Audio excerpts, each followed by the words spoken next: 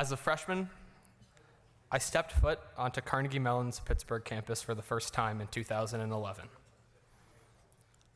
I was not expecting to stand before you tonight.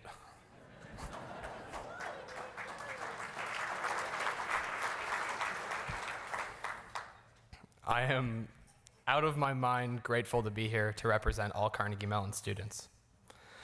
To put it into perspective, I should have been in 10-degree Pittsburgh weather today, studying for my computer engineering exam alongside my classmates.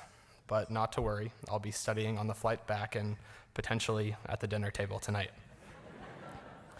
At the age of 21, while I am the less experienced person speaking on behalf of Carnegie Mellon, I consider myself to be most enthusiastic.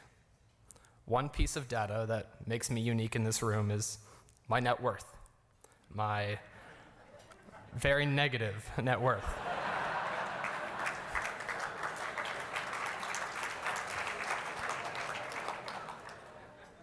I say this with a smile and with pride. Since saying goodbye to my mom on the Mudge House dormitory driveway 3.5 years ago, it has become clear that there is a critical reason so many students are able to attend Carnegie Mellon University: scholarships. CMU has covered a significant part of my tuition, and in my 7.5 semesters, I have found a passion to pursue a dual degree in electrical and computer engineering and business administration. Of the many valuable opportunities that I have had at CMU, one theme stands out, and Dr. Suresh touched on it: creating a pay-it-forward community. 2 years ago, I founded Carnegie Mellon University in Haiti, an official student organization on campus, and next month I will make my 4th trip to Port-au-Prince with a group of 14 Carnegie Mellon students to meet with and donate to sustainable grassroots organizations that range in focuses from microcredit lending to higher education development. I have done my best this year, and the last 3 years,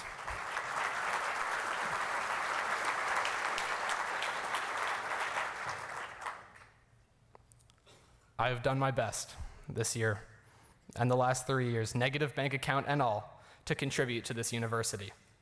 This past month, I began to orchestrate the first ever student-led giving effort. That's right, I began asking my fellow students to give back to their favorite part of campus, be it club, their college, or their dormitory.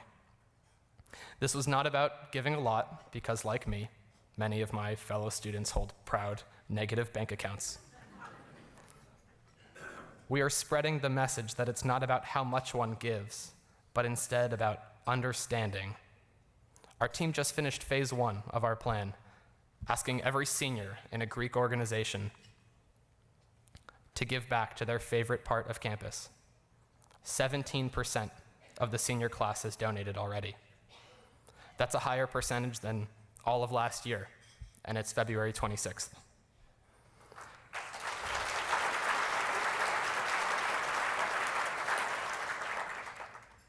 And we're not going to stop until graduation.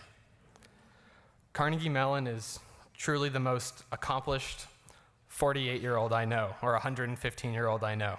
It's always confusing which of the two it is. Scholarships make CMU what it is, a place where authentic, smart, and driven students can come to learn. Including students from various economic circumstances is something to be extremely proud of. And I hope that this integrity continues to be the legacy and trademark of such an honored institution that I feel so much a part of. From those to whom much is given, much is expected. Many people in this room are testaments to that, and I plan to be a testament to that one day.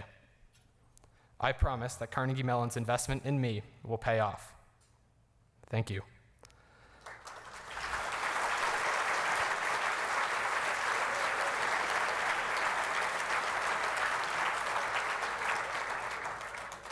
I'd now like to introduce the President of the Graduate Student Assembly, Carolyn Donna.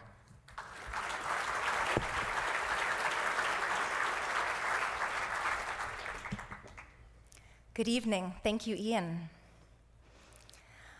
I am a 6-year PhD candidate in the English department. But prior to attending Carnegie Mellon, I had an undergraduate background in classical studies and ancient philosophy.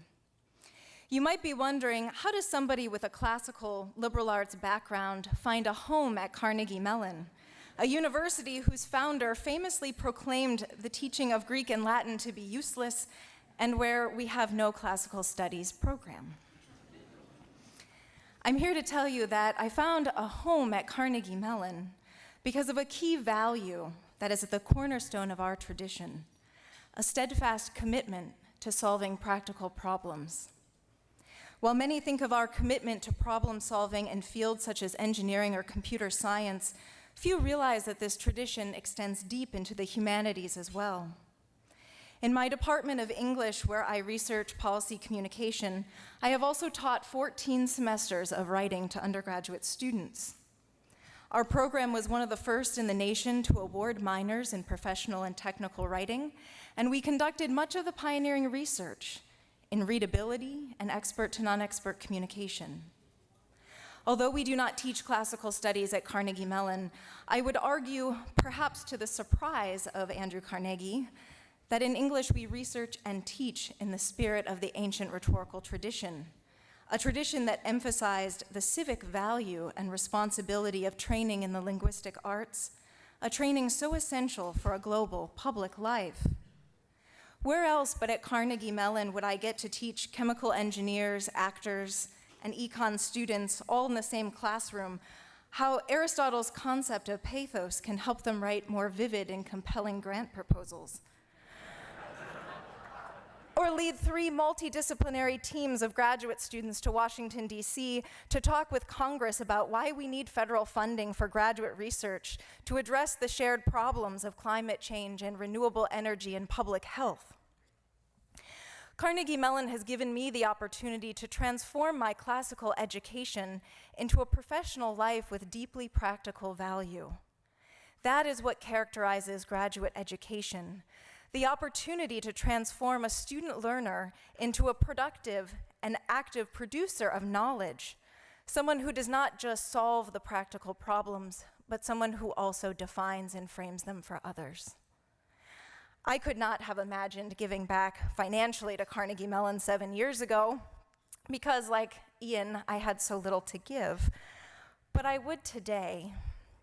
And I would give because of the wisdom of Sappho, the greatest of the 6th century BCE poets, who cryptically reminds us that while you may forget, someone in some future time will remember us. And I want Carnegie Mellon to be remembered not only for how it solves the world's practical problems, but how it transforms the lives of students for the better. It certainly has for me. Thank you.